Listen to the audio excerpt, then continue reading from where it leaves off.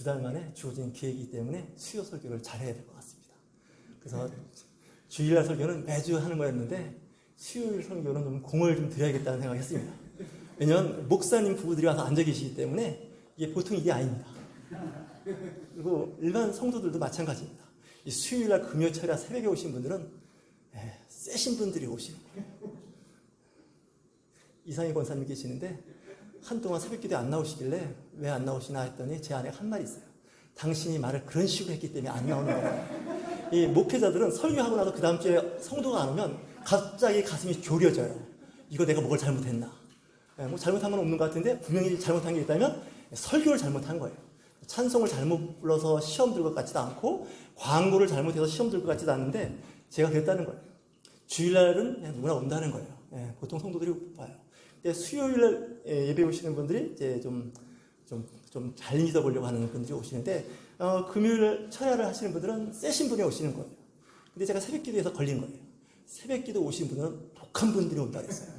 그러니까 새벽기도 오는 사람은 어떤 다 독한 거냐? 그러니까 독하다는 게 이게 좋은 뉘앙스가 아니라 상당히 듣고 보면 좀 이렇게 안 좋게 느껴질 수 있다는 거 아니겠습니까? 그래서 이제 이런 얘기를 들었습니다. 목사님이 교회에 사역하는 과정에서 새벽기도만 잘 방어해도 일단은 목회가 잘 풀리진 않더라도 크게 태클이 안 걸린다. 그래가지고 제가 여기 오기 전에 고촌에서 10년 동안 월화수목금토일 새벽기도를 돌렸습니다. 그랬더니 좀 새벽기도 나오는 새벽에 7인이 있었습니다. 그분들이 어느 날 갑자기 목사님 금요 철야 이후에 토요일날 새벽은 안 하시면 어떻겠냐고. 철야를 늦게 했는데도 새벽에 나오려고 하니까 이게 보통 일이 아닌 거예요.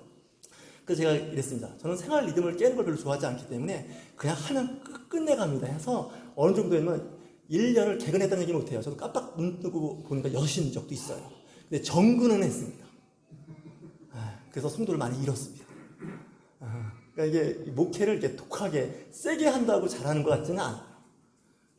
사실 제가 회개할 일이 많은데 일단 본문으로 들어가겠습니다. 오늘은 성경 말씀 주 구절을 가지고 좀 말씀을 잘 해보려고 하는데 저는 이상하게 좀 상반되는 말씀을 갖고 하면 죄송합니다. 표현할 건 아닌데 설교가 꼬입니다.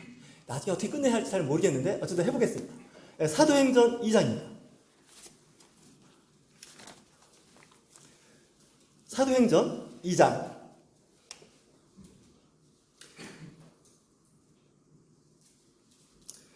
37절 한 절을 틀려도 괜찮습니다. 큰 소리로 같이 합독하십니다. 사도행전 2장 37절입니다. 시작하십니다. 그들이 이 말을 듣고 마음에 찔려 베드로와 다른 사도들에게 물어 이르되 형제들아 우리가 어찌하고 하거늘. 사도행전 7장입니다. 사도행전 7장 54절 한 절만 같이 천천히 합독하십니다. 두 절에서 약간 공통점을 여러분들이 보실 수 있을 겁니다. 자, 54절 큰 소리로 같이 읽습니다. 그들이 이 말을 듣고 마음에 찔려 그를 향하여 이를 갈거늘. 여기까지만 하겠습니다.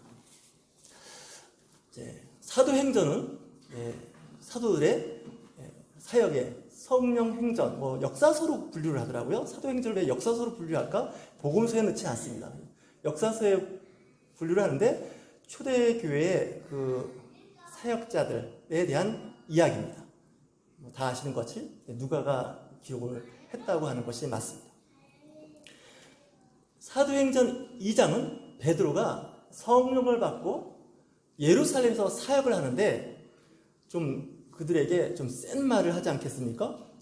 너희가 십자가에 못 박은 이 예수를 하나님이 주와 그리스도가 되게 하셨느냐. 이게 쉽지가 않습니다. 사적 분위기가 진짜 굉장히 안 좋은데 이 말을 했더니 그 말을 들은 사람들이 마음에 찔렸어요.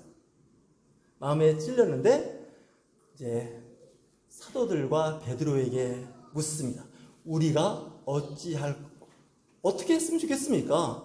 이미 일은 벌어졌고 이제 우리가 그렇게 죄인이 되는데 그랬는데 이제 베드로가 회개하여 각각 예수 그리스도의 이름으로 세례를 받고 죄 사함을 받으라. 성령을 선물로 받으라. 이렇게 얘기하는 거예요. 그랬더니 대박을 터뜨렸어요. 세례받는 사람과 또 신도의 수가 날마다 3,000명을 더했다는 거예요. 날마다 3,000명이면 이거 굉장한 숫자입니다. 예루살렘 인구가 그 당시 7만 전후였다고 치면 이건 이런 식으로 며칠만 하면 예루살렘은 복음화되는 겁니다.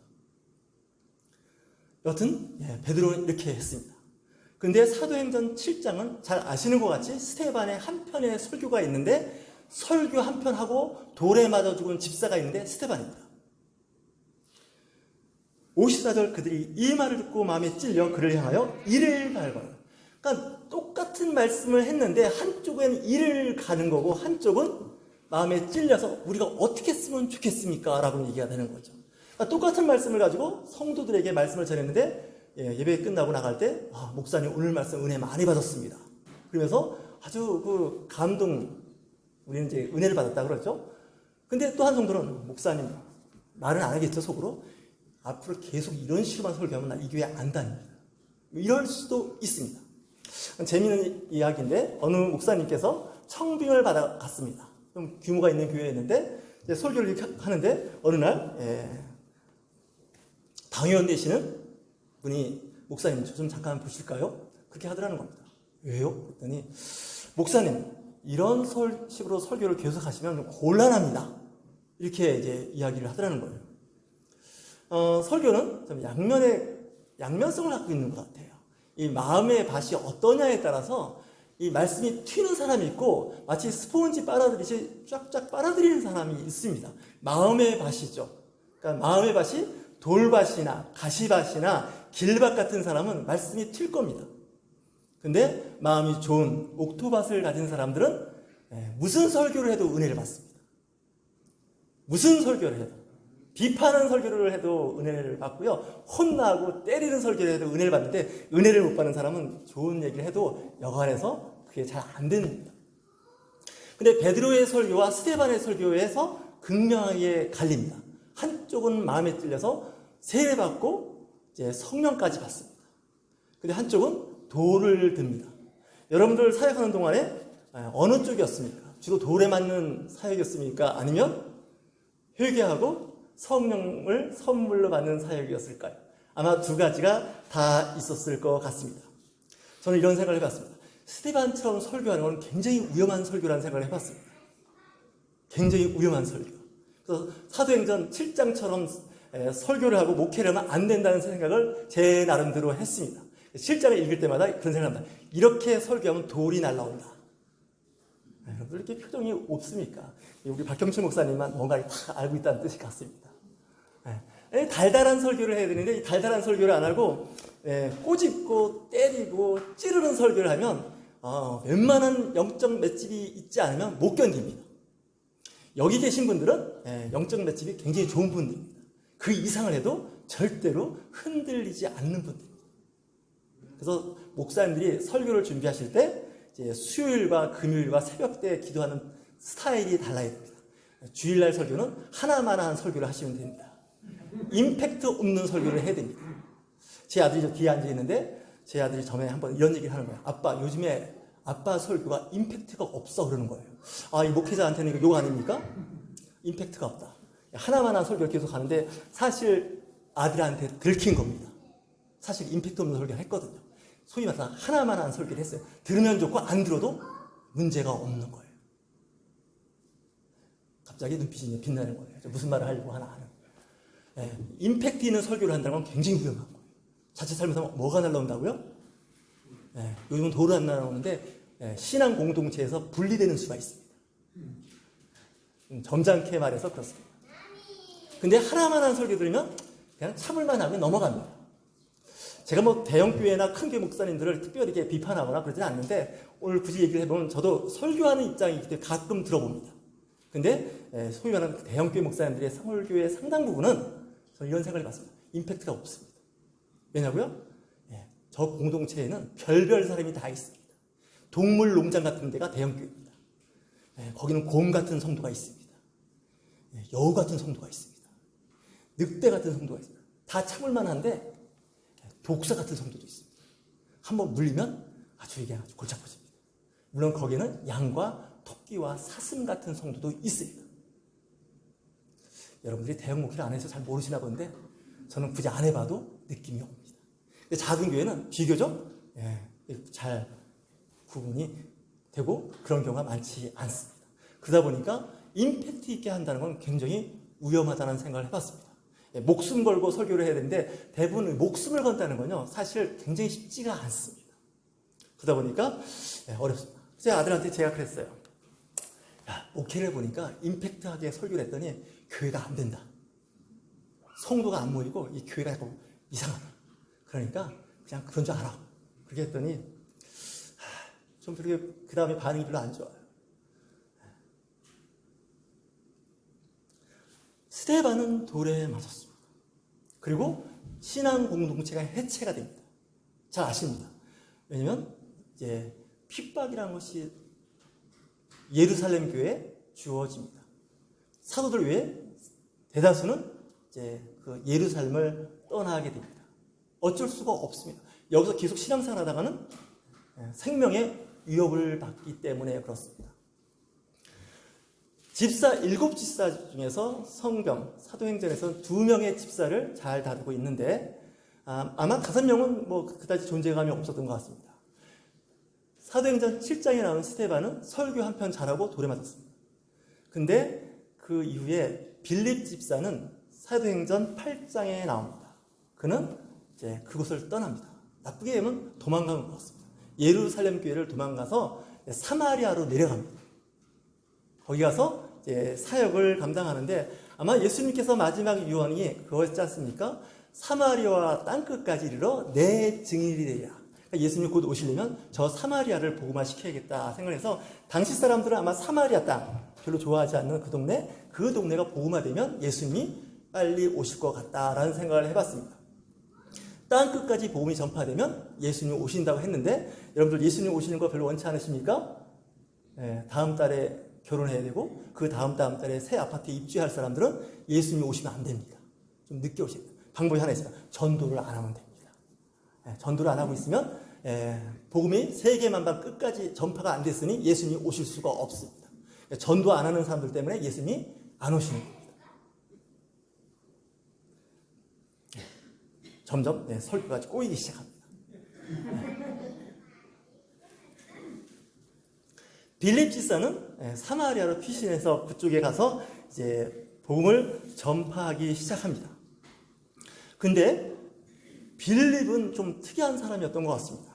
빌립의 말도 듣고 행하는 표적도 보고 한 마음으로 그가 하는 말을 따르더라. 많은 무리가. 정말 제가 보니까 이 빌립은 좀 특별 은사가 있었던 것 같습니다. 저는 이런 생각을 합니다. 2명의 집사가 있는데 스데반 집사는 순교의 은혜가 있었습니다. 근데 빌립 집사는 살아있는 순교자입니다. 여러분들 돌에 맞아 죽는 목숨을 초교와 같이 던지는 한 번의 목숨을 던지는 그런 스데반 집사를 좋아하신다는 분 손 좀 들어보시기 바랍니다. 나는 스데반처럼 순교하기를 원한다. 나머지는 물어볼 것도 없습니다. 손 안 드신 분이 전부이기 때문에 여러분은 다 빌립 집사입니다. 살면서 순교자로서의 삶을 살겠다는 거죠. 그래서 힘들고 어려울 때 무조건 튀는 겁니다. 그래서 어디론가 가서 살아있는 그 위치에 가서 복음을 전파하는데 성령은 스데반에게만 역사한 게 아니라 빌립 집사에게도 역사한다는 거예요. 그가 사역할 때 사람들이 그 말씀에 따릅니다. 근데 진짜 중요한 것은 표적이 따르는 겁니다. 그래서 그 사마리아 사람들이 한 마음으로 빌립 집사의 말씀에 은혜를 받기 시작합니다. 이런 생각을 해봤습니다. 좋은 예는 아닌 것 같은데 제 형님이 목사님인데 요즘에는 성도들이 자기와 눈을 안 맞춘답니다. 목사님과 눈을 안 맞춘다는 거예요. 왜 그렇게 됐습니까? 했더니 자기 교회에 한 여자 한 분이 계셨는데 사역에 굉장히 태클 거는 분이었다는 거예요. 그래서 목사님이 이제 굉장히 형님이 힘들었는데 그러고 나서 3개월 후에 죽었다는 거예요. 그 다음부터 이제 성도들이 무서워하기 시작하는 거예요. 야, 목사님한테 잘못 얘기했다가 저분처럼 세상을 떠나는 수가 있구나 라는 생각을 한 것 같아요. 우리 교회도 좀 한두 명 떠났으면 좋겠어요. 소천을 받으셨으면 좋겠어요. 근데 그 전에 분명히 저한테 태클을 몇 번 걸어야 돼요. 보는 앞에서. 그리고 떠나면 저 목사님 신령해. 잘못 건드렸다고 죽는 수가 있어요. 이렇게 돼야 되는데 이게 쉽지가 않은 거죠. 여하튼 간에 표적이 있다. 이 성령의 인도하심을 받는 분들은요, 이 표적이 있어요. 그래서 그 6절을 보면 이런 얘기를 합니다. 무리가 빌립의 말도 듣고 행하는 표적도 보고 한 마음으로 그가 하는 말을 따르더라. 많은 사람 위에 붙었던 더러운 귀신들이 크게 소리를 지르며 나아가고 또 많은 중풍병자와 못 걷는 사람이 나으니 그 성에 큰 기쁨이 있더라. 능력사역이라는 말 들어보셨습니까? 능력사역. 요즘은 능력사역 하면 꼭 이단처럼 돼가지고 신비주의자라든지 뭐 좀 그런 유사한 말들이 많이 있습니다. 신사도 운동을 한다든지. 그런데 제가 보기엔 그런 얘기하는 분들 치고 능력이 안 나타나는 목사님들이에요. 능력이 나타나면요, 성도와 목회자의 권위가 씁니다. 성령이 역사하는 것이 표면적으로 드러나지 않습니까? 저 목사님 설교는 도저히 들을 수가 없어. 무슨 말인지 발음도 불분명할 뿐만 아니라 말씀을 듣다 보면 내 머릿속이 복잡해지고 설교가 막 꼬여갖고 막 앞뒤가 안 맞고 이걸 어떻게 해야 되는지 감당이 안 되는데 이 정신줄 놓고 듣다가는 무슨 말인지 모르니까 정신을 똑바로 차리고 들어야 돼. 진짜 내가 설교 40분 참고 들어주지 도저히 들어줄 수가 없어. 근데 중요한 건 능력이 나타나는 거예요. 표적이 나타나는 거예요. 저는 그래서 이런 생각을 해봤어요. 차라리 설교를 못하고 뭐 그렇게 하더라도 좀 능력이 좀 나타났으면 좋겠다. 그래서 우리 교회는, 아니면 저를 만나는 사람은 예약을 해야 되는데 번호표를 뽑아서 밖에서 대기하고 기다리고 저는 그 번호표 갖고 좀 갑질 좀 했으면 좋겠다 했는데 성령이 그렇게 역사를 안 하시는 것 같아요. 저 이런 생각도 해봤어요. 초대교회 성령이 강력하게 역사할 때는 하나님 옆에 거짓말하면 죽었습니다. 초대교회에 좀 불행한 사건이 있었는데 아나니와 삽비라 사건입니다. 부부가 다 죽었습니다. 제가 그래서 전에 고촌에 있을 때 가끔 농담 삼아 그런 말을 한 적이 있습니다. 저 윤철종 목사 능력 없는 거 여러분들 감사한 줄 아시라고. 표적이 안 나타나는 거 감사한 줄 알아. 잘못하면 죽습니다. 안 죽고 버티는 거 보니까 제가 능력이 없어서 여러분들이 살아있는 겁니다. 여러분들 표정이 없어요. 그렇지 않습니까? 목회자 앞에서 거짓말했다. 그 다음날부터 막 효과가 나타나는 거예요. 태클 걸면 막 효과가 나타나는 거예요. 그래야 좀 되는데 그게 없는 거지 않습니까? 그래서 능력 사역을 해야겠다 생각을 해갖고 나름대로 해봤는데 기도의 능력이 있어야 되지 않겠습니까? 제가 제 자신을 가끔 돌아보는데 그 아볼로 사도가 보면 별로 기분 안 좋아할 것 같은데 제가 약간 아볼로가입니다. 좀 아는 것도 많고 뭐 좀 그렇습니다. 근데 문제는 뭐냐?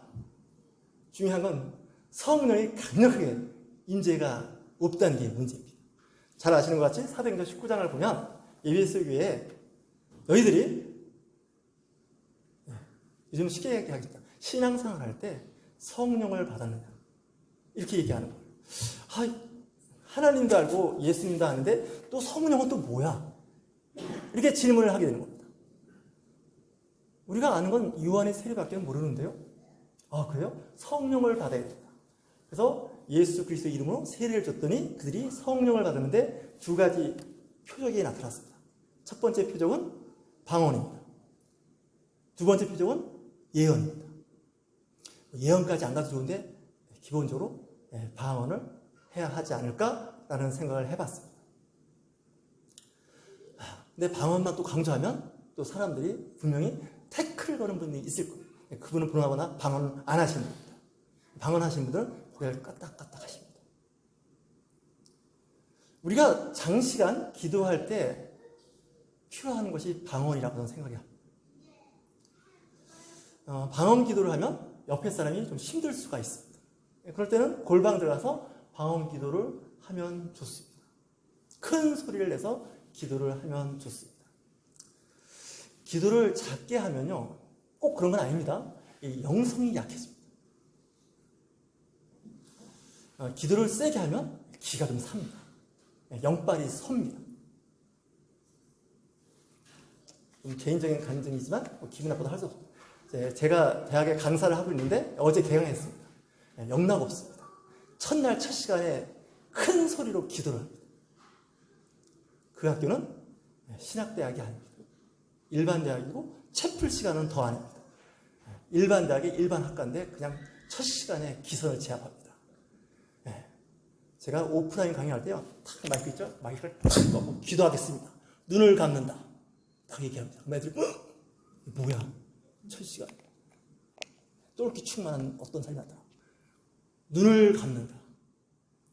고개를 앞으로 15도 숙인다. 그래서 기도를 크게 해버립니다. 그러면 살짝 실루를 딱 봤더니 분위기가 깜짝 놀라는 거예요. 강사니까 관계없어요. 한 학기 계약이니까 그 다음 학기 안 나가면 돼요. 중간에 강사를 바꾸는 일은 거의 없어요.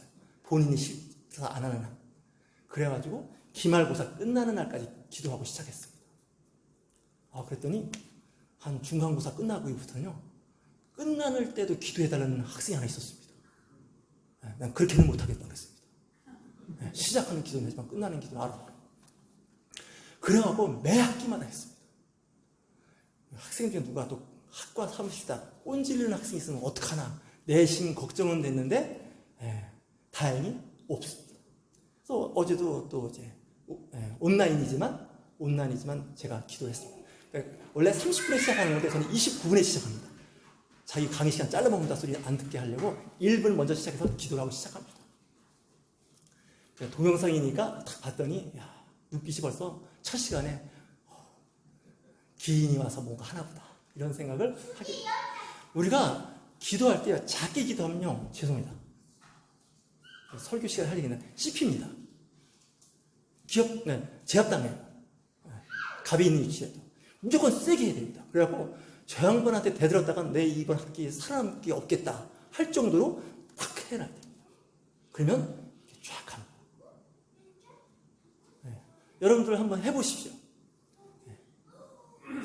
그 이후에 생기는 사고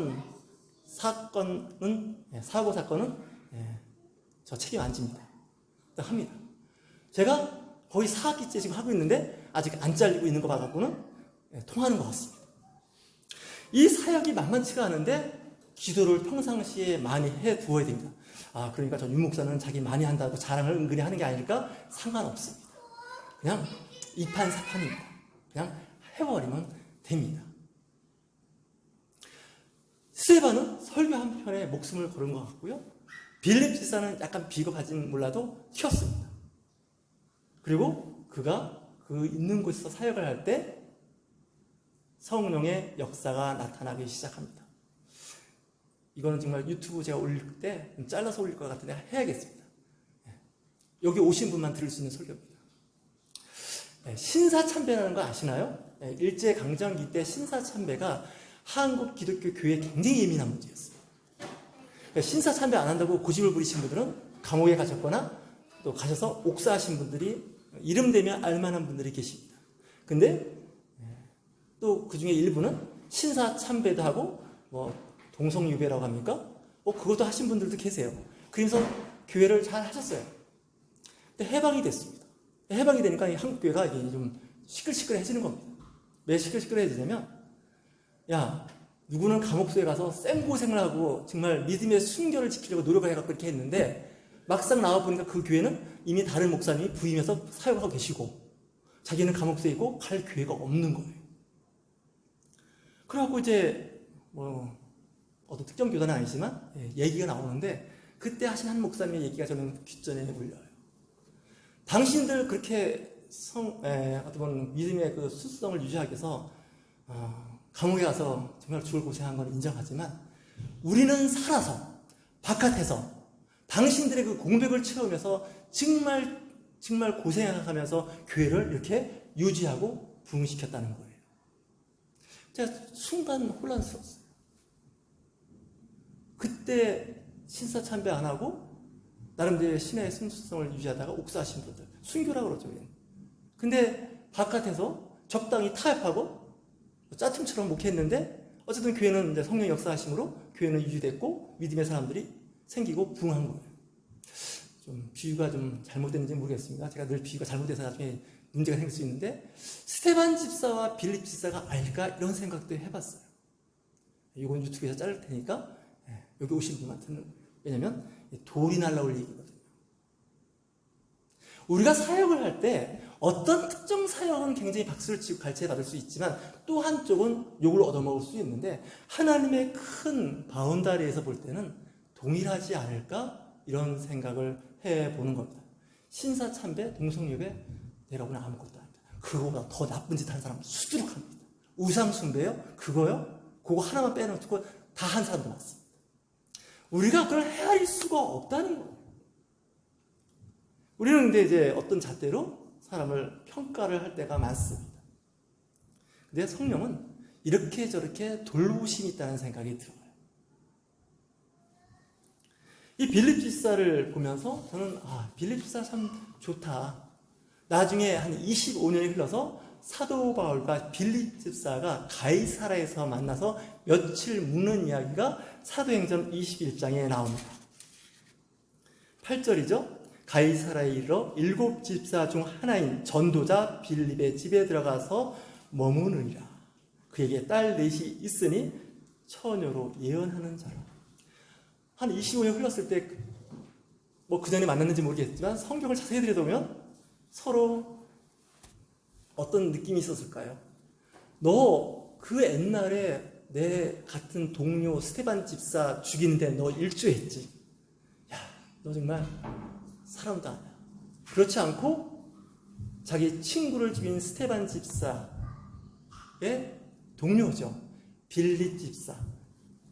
여기는 전도자라고 되어 있습니다. 전도자 빌립 집사에 머물게 됩니다. 어찌 보면 한때 원수였습니다. 정말 싫었습니다. 마귀라고 그랬겠죠. 근데 그 이후에 다시 만난다는 거죠. 그래서 하나님의 사역은 굉장히 큰 것 같습니다. 여기 계신 목사님들도 사역하는 스타일이 다 다릅니다. 존중하고요, 귀한 거죠. 근데 내 스타일이 이러니까 내 스타일대로라는 말은 조금 어렵지 않을까라는 생각을 해봅니다. 거기에 따르는 무리가 적고 많고의 차이도 아닌 것 같습니다. 여러분들 얼굴이 다 다르듯이 타고난 DNA가 다 다릅니다. 그래서 성령은 이 모든 것을 다 인정합니다. 베드로의 사역 좀 까칠한 것 같습니다. 하지만 그의 사역에 기사와 표적이 일어나면서 그가 맡은 바 소명을 잘 감당합니다. 스테반도 잘했습니다. 그래서 한국교회는 스테반 집사에 대해서 좀 굉장히 애틋한 감정을 갖고 있고 스테반에 대해서 굉장히 좋아합니다. 빌립 집사는 약간 마이너인 것 같습니다. 조금 얘기를 더 나가면 사도 바울 목사님과 바나바 목사님이 계셨는데 안디옥에 바나바 목사님이 담임 목사고 부교육자가 사도 바울입니다.